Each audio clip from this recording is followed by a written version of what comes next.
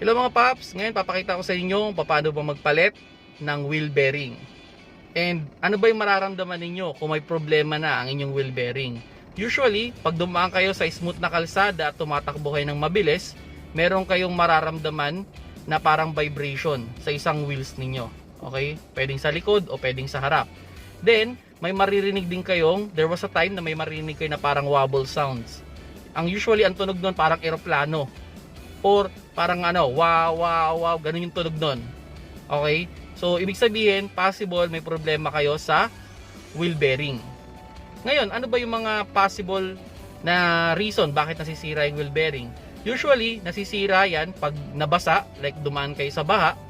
So, pinasok ng tubig yung wheel bearing, kaya nadurog yung mga parang bulitas niya. Or, there was a time naman, dahil na rin sa kalumaan, yung wear and tear nun. Okay, so kaya nasisira yung wheel bearing. Or there was a time naman pag sobrang na lubak yung kotse, pwede rin siyang masira doon. Or kung lagi kayong loaded.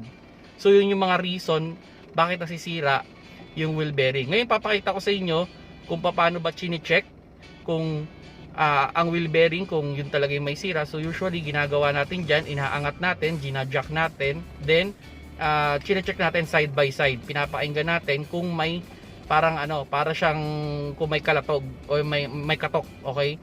So maano niyo yan para mag-ano yan. Pag sineshake niyo siya up and down or side by side, mapapansin niyo siya parang may, hindi dapat kasi pag ginano mo dapat hindi yan gumagalaw. So yun gumagalaw. Okay? Then pag inikot niyo yan, yung wheel bearing, dapat wala kayong maririnig na sounds.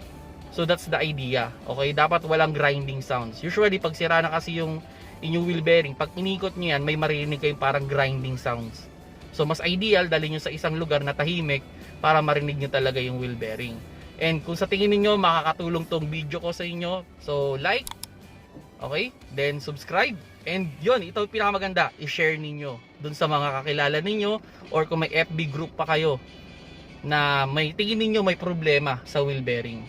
Okay? So sabi ko nga, ang usually mararamdaman ninyo may wobble sound o para may eroplano sa likod.